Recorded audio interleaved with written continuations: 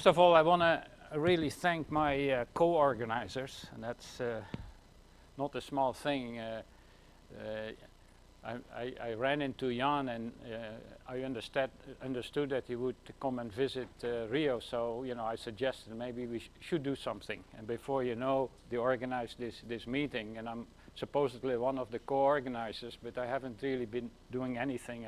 So thanks Alexei, and thanks Jan. Where is Jan? Oh, there, okay.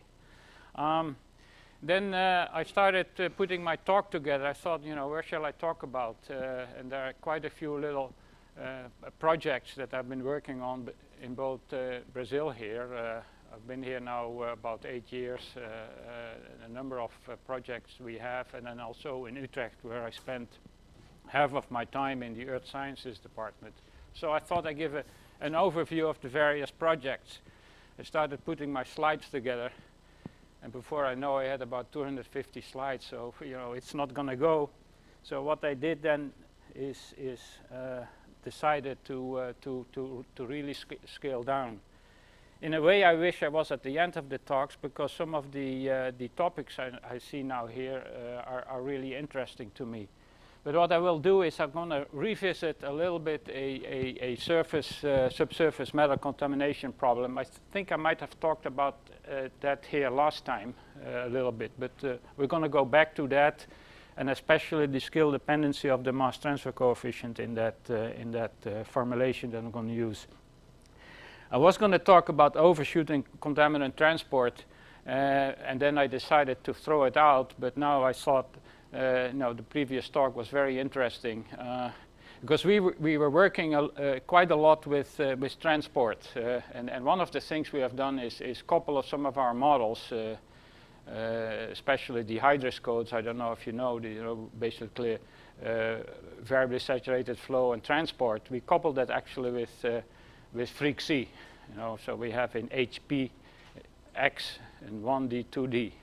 And so it's quite an interesting code that you can tackle quite a lot of different problems. It's a non-iterative combined code, so we have the hydrous and then the freak C, and a lot of the freak C manipulations are actually in the hydrous GUI, in the graphical interface. Because freak C is nice, but it is also not very user-friendly, and so we spend a lot of time, especially Simonek, in combining these things. And so there are a number of applications that we could show, especially in terms of agriculture applications that I've been involved a lot with, but some of them involved radioactive waste product or radioactive materials, and one of them would be that we worked on was uranium in fertilizers. You can say, well, uranium in fertilizers, but that's actually happening a little bit. So we looked at the complete uranium chemistry. At the same time, the fertilizer industry also produces phosphogypsum, so we also looked actually at radium. Radium has a tendency to accumulate in phosphogypsum, which are major issues in many parts of the world, including here in Brazil, where you generate a lot of phosphogypsum in the fertilizer industry. So we did that with freak C. One of the things I was mentioning then here, overshoot, is actually something we're tackling also with freak C. The idea there is vinasse in agriculture. There's a lot of sugarcane production here for ethanol, and vinasse is a byproduct. It's very high in potassium, major ions, think about calcium, magnesium, and so on. And that's being applied to agricultural fields. And so the interesting thing is that when you apply that, the pH actually is fairly low. It also contains some heavy metals. And one of the things that's interesting is when you look at copper. Copper is one of them. There are several others, and nickel and so on. But there is a column experiments we did with the people in Rio Claro. And so when you look at the copper contaminant front, it moves faster than the proton front, or the pH, you can say, when you apply the low pH solution with vinasse to the soil. And so when you have a high pH, copper absorbs more, interacts more with the soil. and then slowly the proton or the pH front it advances and hits where the copper is being absorbed, and the copper is initially more absorbed, and the pH, it lowers the pH of the solution, and suddenly the copper comes out. And so you have actually, if you look at the breakthrough curve of a small column, you see that the copper initially is 0, and then it shoots up to a concentration that's much higher than the input concentration because of the change in pH. And we do that with freq C, as well as a few other codes that we developed that look more at major ion chemistry. Now I want to talk a little bit about recharge, so I'm going to connect that all with that first problem, a little bit of dual porosity hydraulic functions, and the last, I wish I had put more slides on here, is some of the work we're doing with Utrecht on pore scale modeling. Basically, Utrecht is doing everything, and I only talk about it, okay? And then thanks to those that helped me with that. So first I start, and this is very familiar to Renato, worked on this also. This is a metal, I call it the metal mining complex. I'm not going to say what metal it was and where it is, but they have a plant here, and if you look very closely at the number of holding ponds with a very nasty low pH, high concentration of the metal, and that liquid is eventually pumped towards a plant where it's being processed for a particular metals. There was a leak in the pond that was quite significant, and they discovered that a little bit too late. This is a surface plot of the contaminant plume, so this is the line. Actually, let me show you the line of the contamination. So it was roughly, this is the pond that leaked, and there was a line that we could define in terms of a large number of measurements in observation wells and existing wells. And so we decided to do a simulation of that along this particular cross-section. There is a well here that turned out to be very crucial in terms of looking at the contaminant migrating away from the holding pond. And so this is a simulation we did, fairly straightforward. So you have here one of the holding ponds, another one. They claim this one was not polluting, but here they noticed that the level of the liquid was decreasing. First they thought it was just natural evaporation, but clearly there was a big tear in their geomembrane. Compacted clay, so it went relatively slow, and then it would go into a granular aquifer, and then also here we have a fissural aquifer. This is the fissural aquifer. So we have a topsoil. This kind of dimensions of the simulation we did, relatively straightforward. The equation we use are the standard Richards equation, we call it, a one-phase flow equation, variably saturated flow. So we assume that airflow has no effect on the fluid fluxes, and then the advection dispersion equation. So here are, oops, let me go back.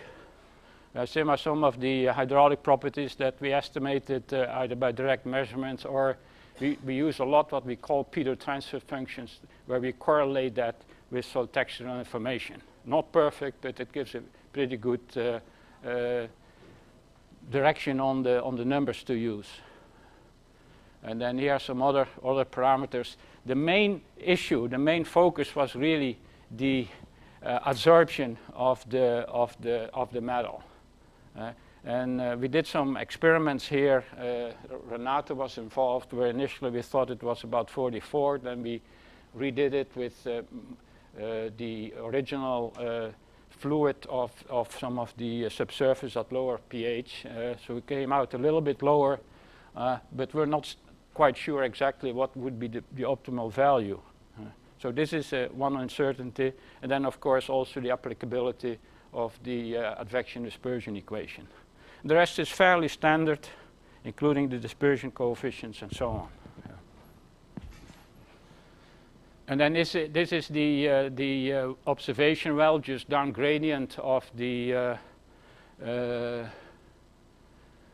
pond that was contaminating the system. So it's a pretty high concentrations for that particular metal, and it also has still 2011, that's not on here. We have some simulations, again relatively straightforward. This was of sulfate. You can see it goes down here. Basically the unsaturated zone, again we had the compacted clay, it goes to the granular aquifer and then slowly moves laterally away. Very interestingly, quite a lot of material actually goes through the capillary fringe of the unsaturated saturated system.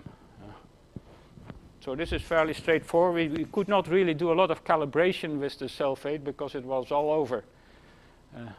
And of course, you know, if we do that for a long time, we really didn't have too much measurements in that observation well. But here, actually, I should mention. Let me go back to that picture here.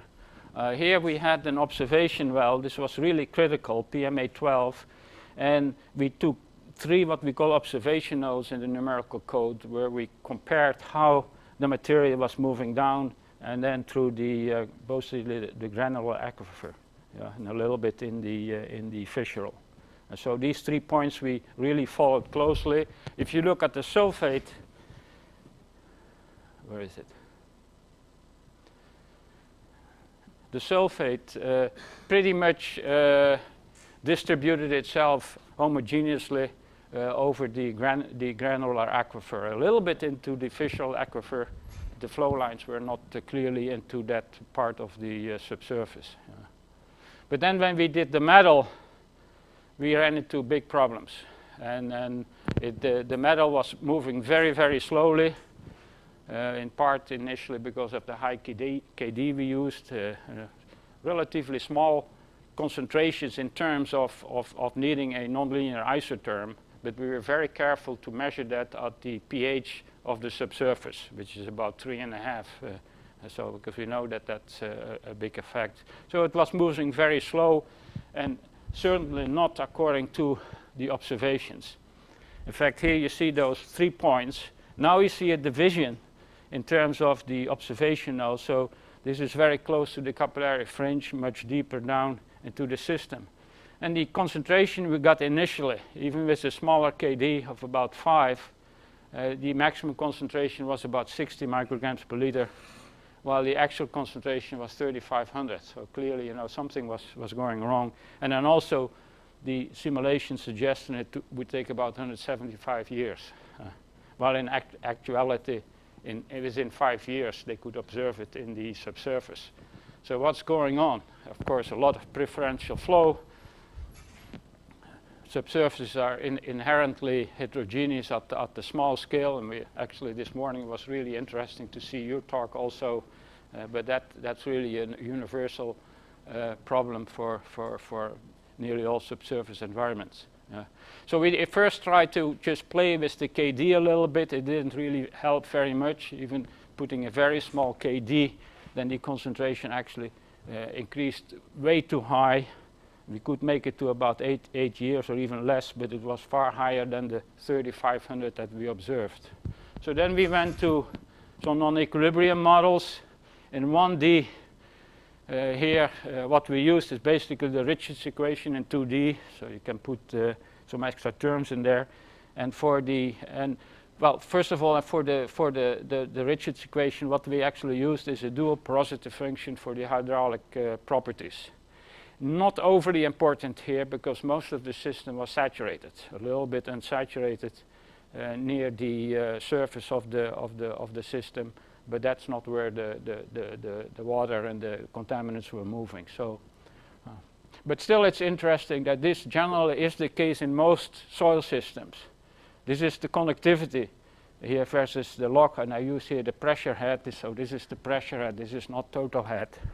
So we have actually the larger pores, equality of fracture and matrix, or marker pores, or interaggregate pores versus interaggregate pores. Yeah, we see here this is an order of magnitude larger the hydraulic conductivity of the fractures or the marker pores, which is very, very common in soils. You talk with soil survey people here in Brapa or so.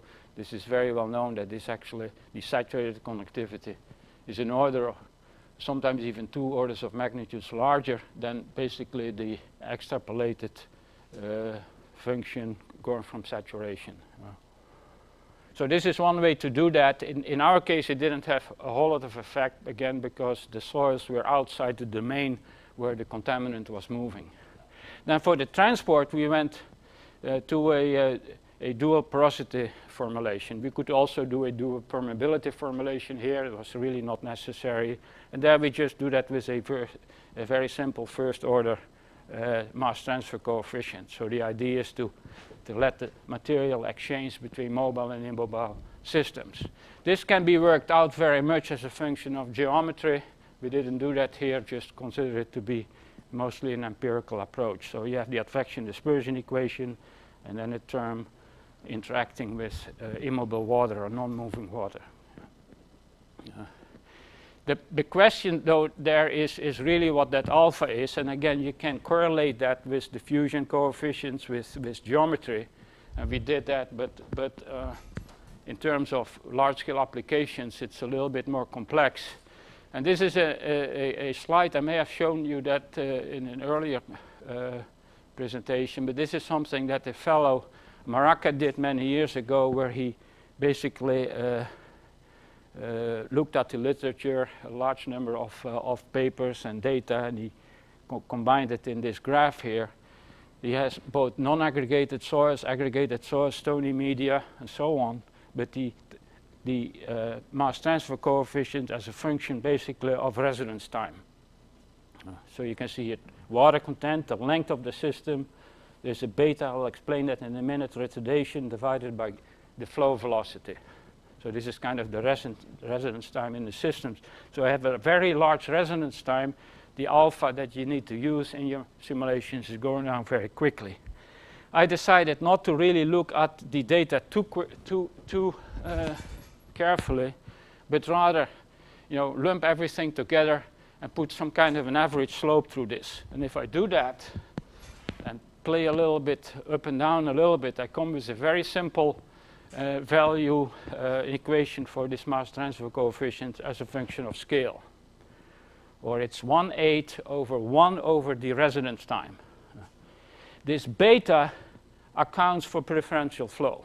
When beta is 1, there is no preferential flow. When beta is less than 1, we will have preferential flow for a variety of reasons. And then the most important one, okay, yeah, here is that beta, but let me go to the next slide, I think, if that works. Yeah. So this beta is actually a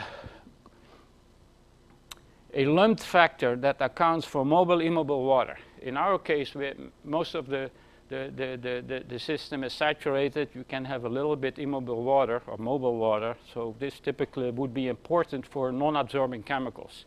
If we have absorbing chemicals where KD is large, the second term becomes very important.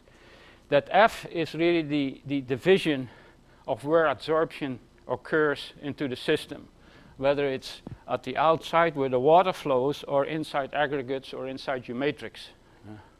And so this term was very important in our case, but you can lump that together into this beta that then appears in that overall mass transfer coefficient formula.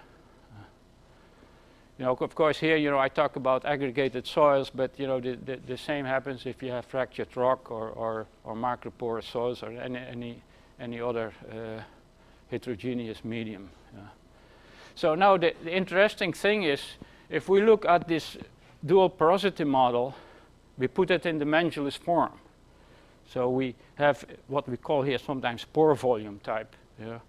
Flux times time over the water content times length. So, if you have a pore volume, it's a little bit like following the front of a contaminant plume.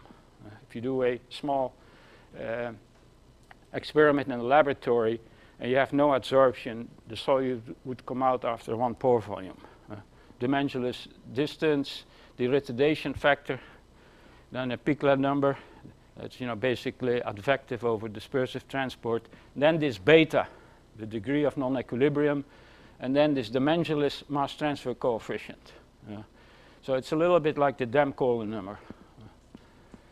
So when you take this in dimensionless form, and then we take the equation that we derived for alpha, which says that alpha is basically proportional to 1 over the transport length. We put that into the omega. So we get then for omega something like this. 1 over A times the water content beta R. And so what this suggests is that the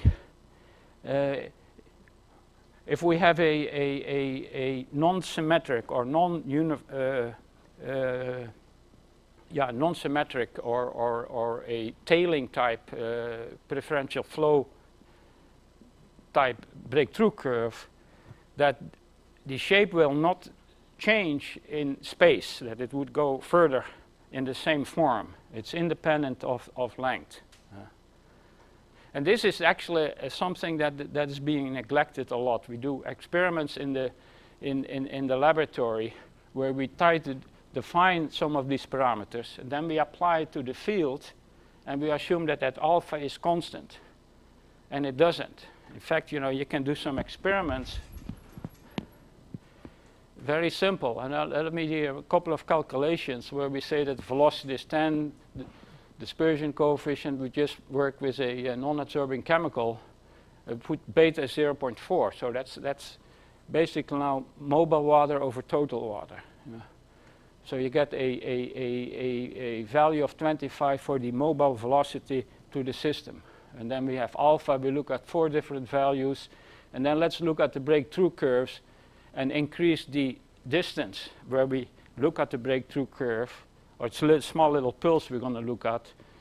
And initially you will see that at 20 centimeters, if we keep that alpha constant, you see a very non-sigmoidal, how to say that, very asymmetrical breakthrough curves. This is mobile concentration. You can do the same for the immobile concentration. And this is the total concentration. This is probably the most interesting. So you see it's a very non-sigmoidal appearance, except for the very high transfer coefficient. So then it becomes, this is the red one, fairly uniform already. Now when we increase the distance by a factor of, so this is at, you can see there on the right, maybe this works. You see this at the right, this is at 20 centimeters. Now when we go to 200 centimeters, the breakthrough curves become much more symmetric, much more equilibrium. And we increase it even more, basically you get back to the equilibrium advection dispersion equation. So what this means is that we have to be very careful when we do experiments in the laboratory and we transfer it to the field for larger distances. They don't hold. This is not just true for non-equilibrium physical, but for many other processes where kinetic processes occurs, including, for example, a lot of people look at virus bacteria transport, and you get a very, very non-equilibrium appearance, but you go to the field, eventually if you go long into the same direction, eventually it will become equilibrium. And this is actually quite known, that it becomes a symmetrical distribution. The dispersion coefficient actually becomes equal to the standard dispersion coefficient, and you account for the effect of non-equilibrium. So it becomes a little bit bigger than the standard equilibrium dispersion coefficient. This is kind of the conclusion of this. So that omega, again, you can see here in the dimensionless form, is really a function of distance. And so when we get longer and longer, and we think that the non-equilibrium shape would persist, then alpha must be, omega must be constant then, which means that the alpha has to be inversely proportional to L. And that's exactly, where is it? That's exactly what this shows, that it is inversely proportional to the length scale. And then we applied this to that particular metal pollution problem. So we knew that the scale at where the observation pond, observation well was, and actually when we included it in the non-equilibrium model, you got a reasonable description. It's not perfect, certainly, but at least the the values are quite here. The highest value about 3,500 micrograms per liter. You know, so it gets in the neighborhood. Another interesting thing is that with a little bit more changes in the transfer coefficients, actually can generate two peaks in the distribution. And in this case, you can see it goes down. The black one, it actually goes up a little bit. In some extreme cases, you can generate two peaks with the simple non-equilibrium formulation. In this case, the beta and F, because the relative amount of immobile water wasn't too important, but was about 0.12.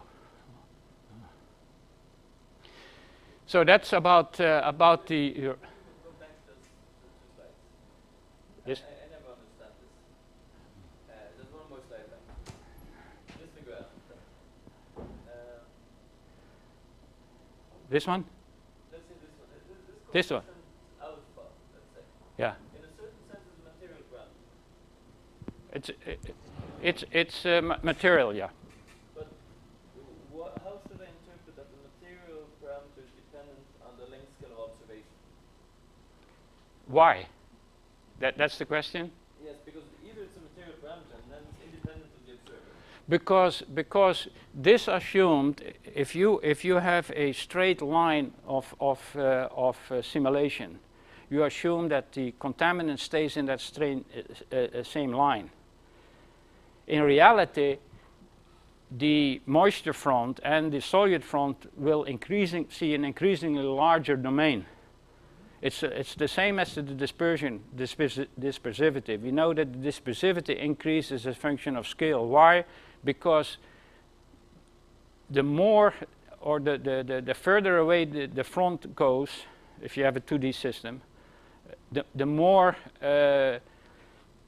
of the porous medium is being experienced by the flume and by the contaminant flume, and so more permeable parts start dominating the transport. In this case, the alpha at the small scale is governed by a very small diffusion length laterally initially, but you go to the larger scale, the effective diffusion length will become much higher laterally. Yeah. But to me, I know that the hydrologists love to do this, but to me it also makes no sense that dispersion is dependent on length scale of observer. No. Is it correct then if I give a different interpretation?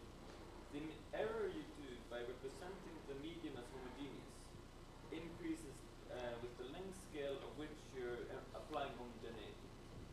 And this is really a correction for the error of using a homogeneous medium relative to a true heterogeneous medium. And this error is now dependent on the size of your domain. Yeah, no, I see what you mean, but the reality is when you go to the outside, the type of heterogeneity changes. So if you do a transport experiment here in the hallway, you know, the water is flowing, it's very nice. But then you get bigger, you include this room, there will be some stuff diffusing in here. If you get even bigger, you start including the outside, so the permeability starts being different, and so on. The heterogeneity, the nature of the heterogeneity becomes different the larger the volume is, and especially laterally. Not necessarily if you constrain it to just a one-dimensional system. I think that's consistent with what I said, so I'm happy. I think we're agreed. Okay, but we can talk more later. Yeah.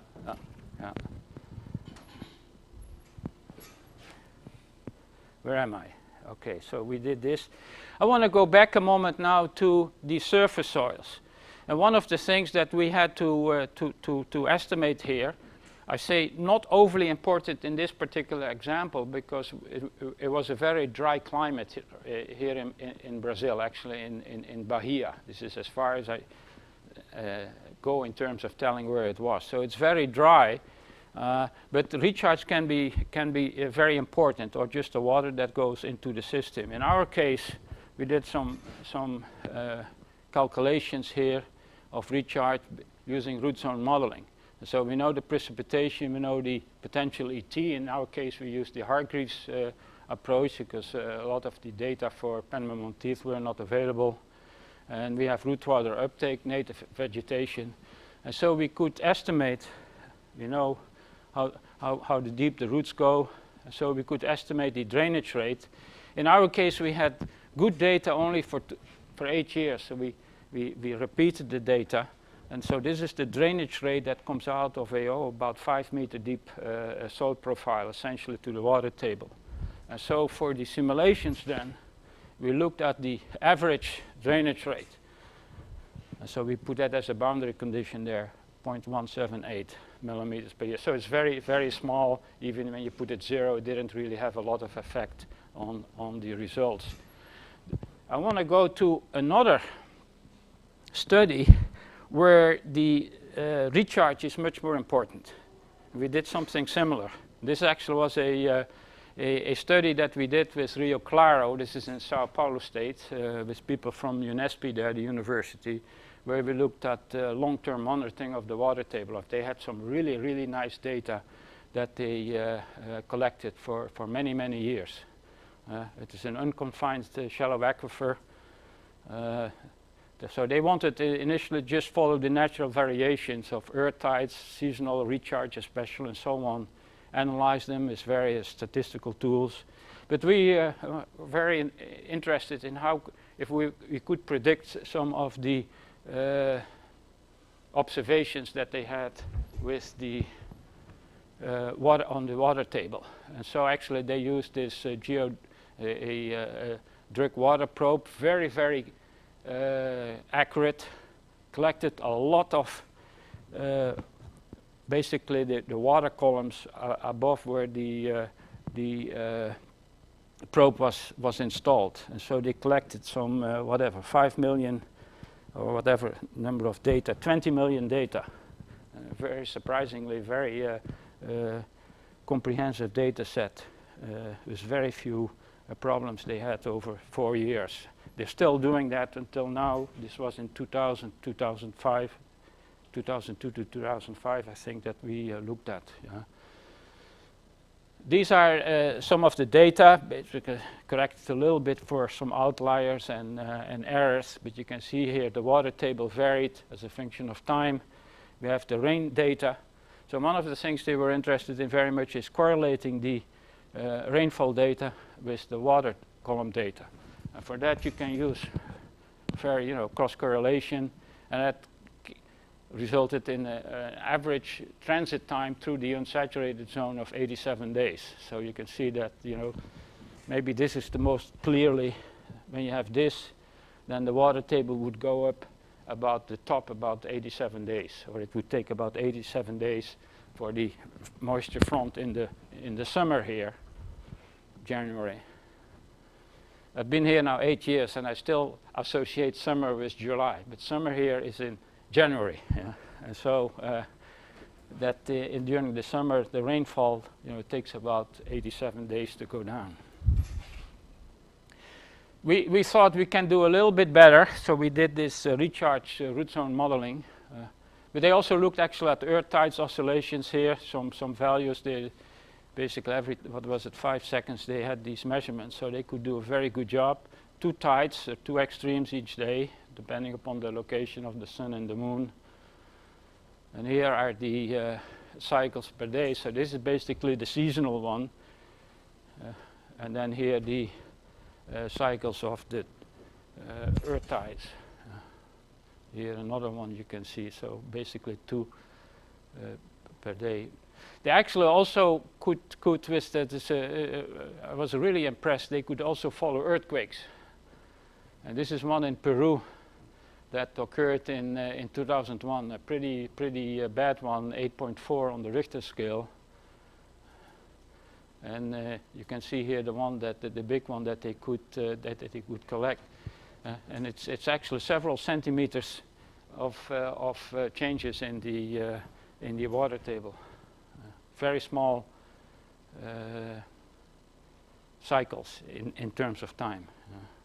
Another one, surprisingly, this was Alaska, that they actually measured. So which is about 10,000 kilometers or so from here. So that's quite far. Yeah. But we wanted to see how it could be applied then our modeling to these rainfall data. Remember I mentioned it's 87 days roughly for the moisture front to reach the water table. So we did this root zone modeling along the lines of the metal mining site, but I'll put a little bit more detail in here. So we use the Richards equation. Very important is the sing term for root water uptake. So that sing term was done with this particular formulation. It's done, developed by Vedada many years ago, and it's still working quite nicely. So we say that the uptake is proportional to the potential transpiration rate, which you can calculate with Hargreaves of Penman-Monteith. Some root distribution, so you basically divide that over the root zone, and then some stress function that Vedada, I'll show that in a minute. So potential evaporation transpiration TP was done with Hargreaves. Works reasonably well in relatively dry areas, not in wet areas. There you have to go to Penman-Monteith. And the vegetation there was basically grass cover. We assume that the root distribution decreased linearly versus depth, and so on. This is that alpha, that stress response function.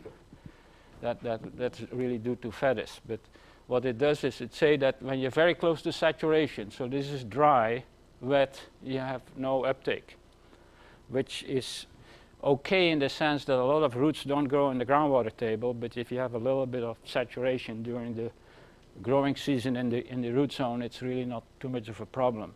Then you have no diminishing of uptake until some point, and then it goes down to roughly the wilting point, the permanent wilting point, where basically plants stop taking up, which may not be a constant value also. And then it depends a little bit on the rate of uptake. If you have a very hot, dry climate, plants tend to wilt quicker than if you have a cooler, more humid climate.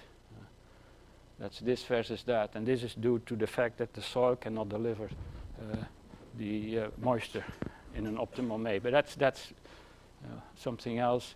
We use atmospheric boundary conditions, basically daily rainfall and data to calculate the potential transpiration. Is very important. A lot of people use monthly values, no good. Hourly values actually would be even better. Monthly values are good, acceptable if you have a very wet climate. If you have a dry climate, you have to go to really daily or even hourly values. So time averaging of your weather data is critical in depending upon the climate, the weather. And then for the simulations, we can use two different boundary conditions, either what we call a free draining deep profile. Is essentially, you say, no, it's a very long profile. We assume what we call free drainage. That means that you put the hydraulic conductivity at that particular pressure head equal to the flux. So you have a zero pressure head gradient. Or you can put a fixed water table there. Or a variable water table, but our idea was to really predict eventually the water table. And so we applied it as a very layered soil profile. So this, again, these are measurements actually done in the laboratory, as well as some in situ with tensiometers and TDR. So we did some inverse on that. Oops. And then here is a little bit like earlier. So you have a precipitation, potentially T with Hargreaves. Now you can see here it's much more precipitation than ET. So here you have, and then the root water uptake.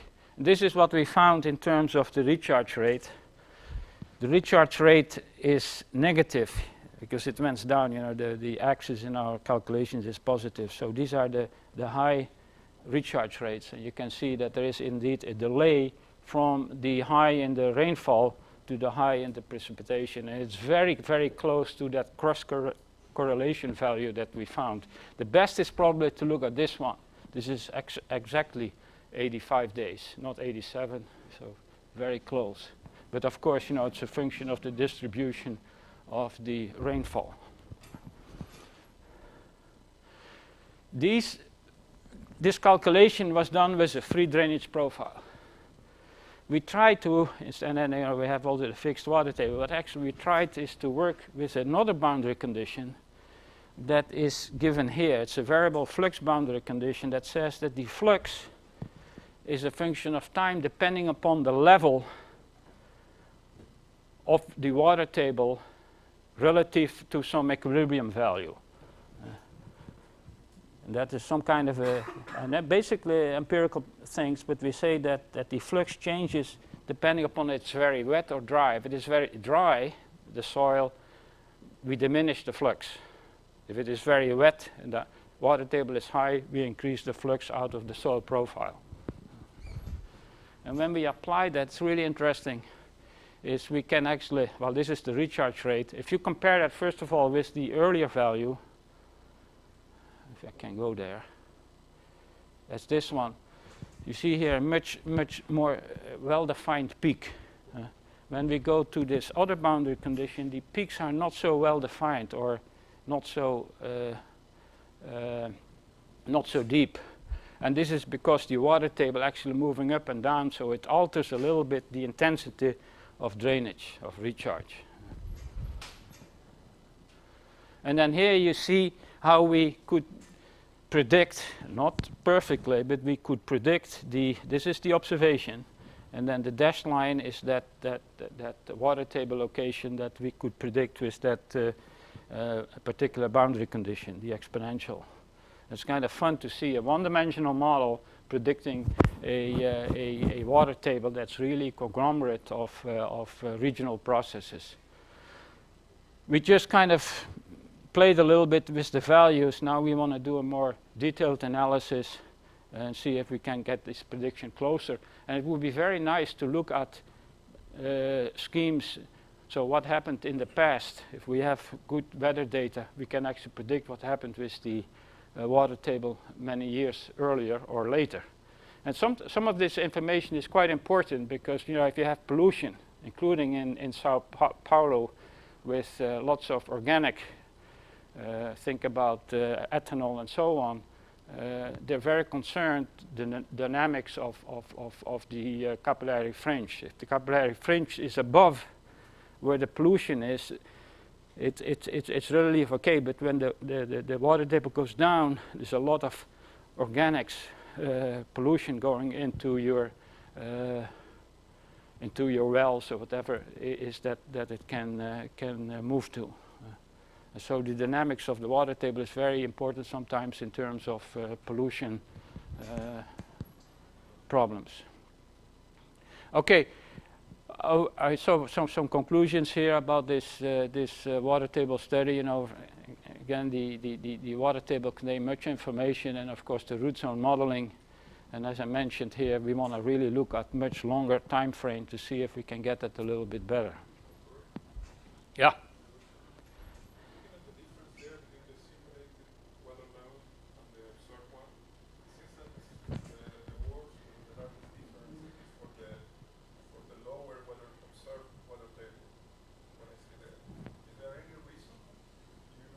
When I look at the two curves there, it seems to me that the largest error, I mean the peak of the weather table, it seems that it's correct or very close. It's also when it goes up. Yeah, I don't know what the reason is. It could be also a not very good initial condition. I'm not sure. Although we started the simulation a year earlier. So we were relatively confident that the initial condition we used is relatively accurate. Yeah, I don't know why. But then there are so many parameters that we could calibrate or adjust to fix this probably. So that's where we want to look at. So here it's much better, but here, yeah, I agree. It's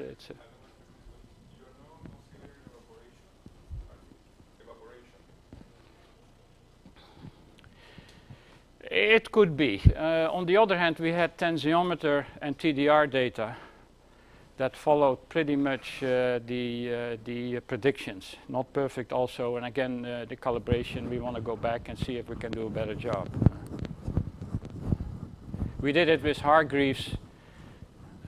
it should be okay here because it's fairly wet. It's the northeast of Sao Paulo, northwest of Sao Paulo city.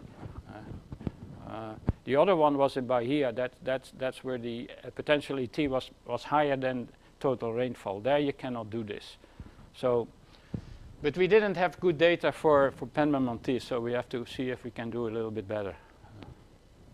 Penman-Monteith, again, compared to Hargreaves, I should say it the other way around. Hargreaves works reasonably well in fairly dry areas. If you get to a very wet area, Hargreaves underpredicts.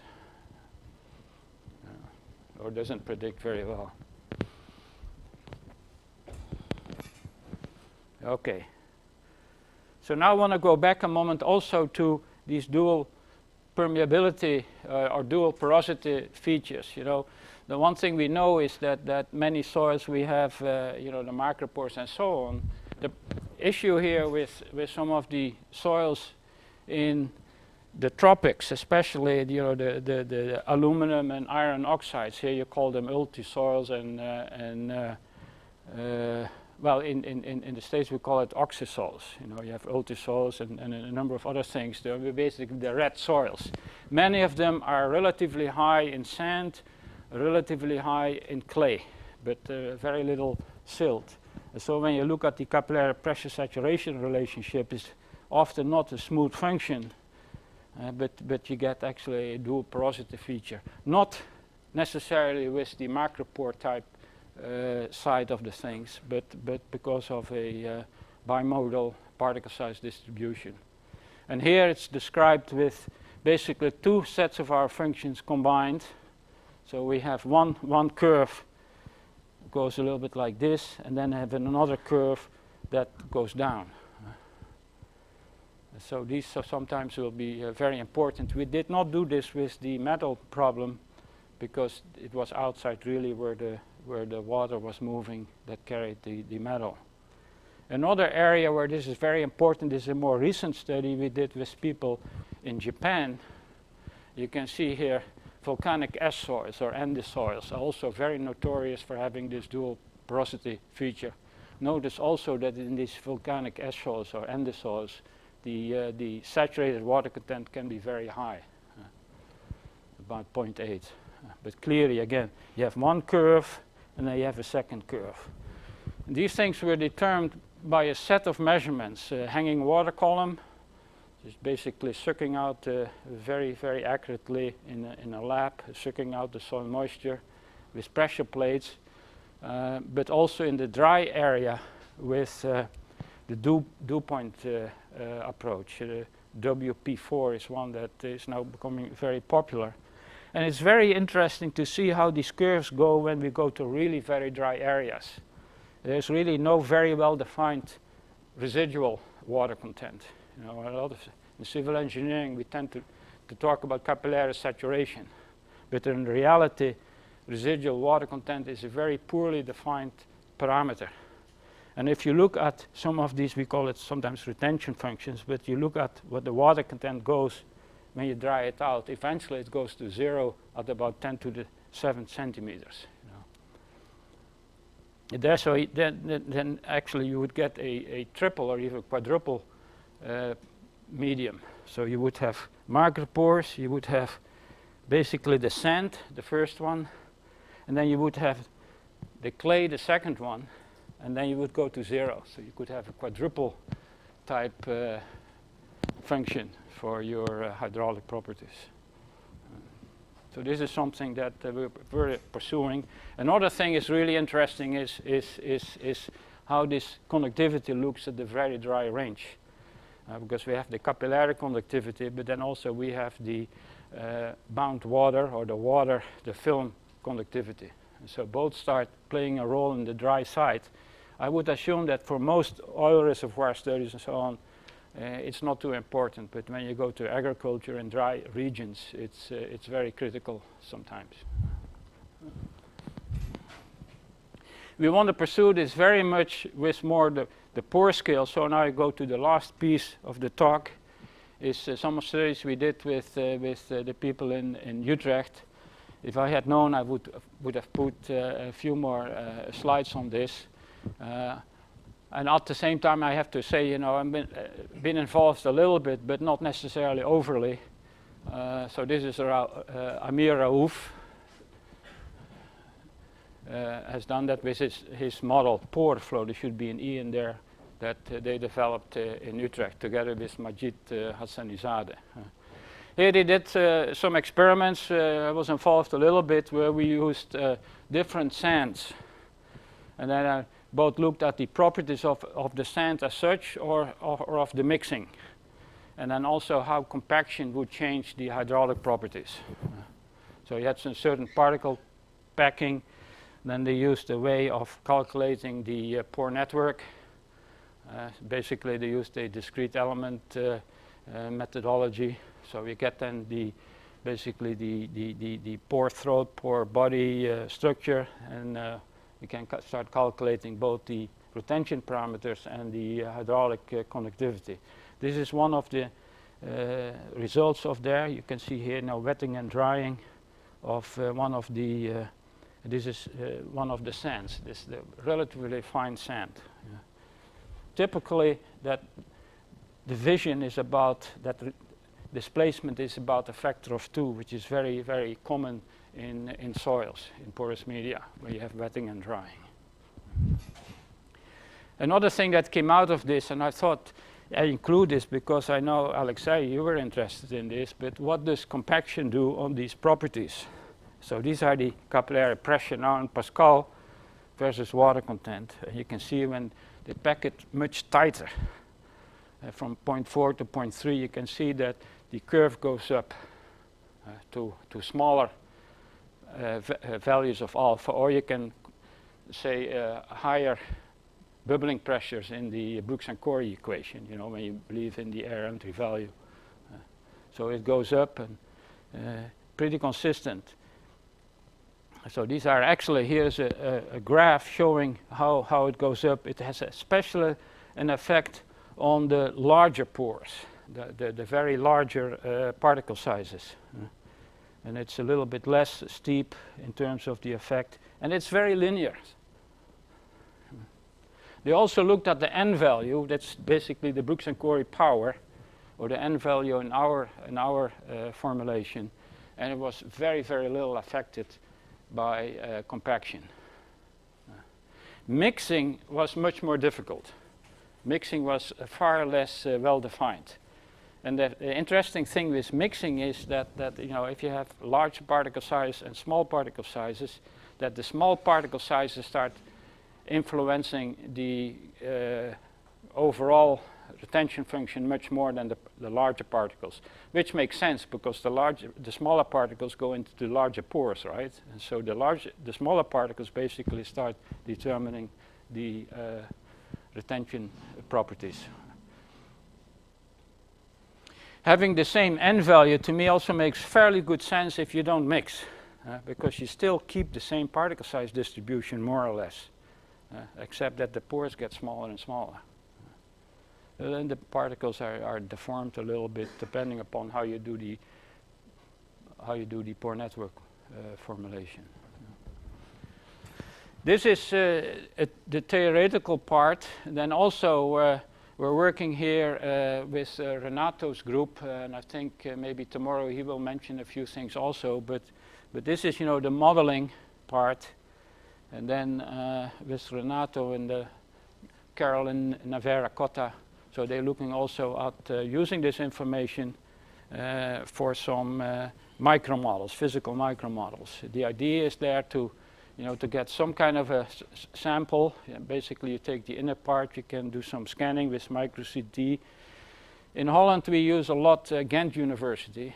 In Brazil here, we work with São Carlos. They have Embrapa. They have a geophysics laboratory there. They're very good to obtain the soil structure, soil porosity, and also the soil pore size distribution.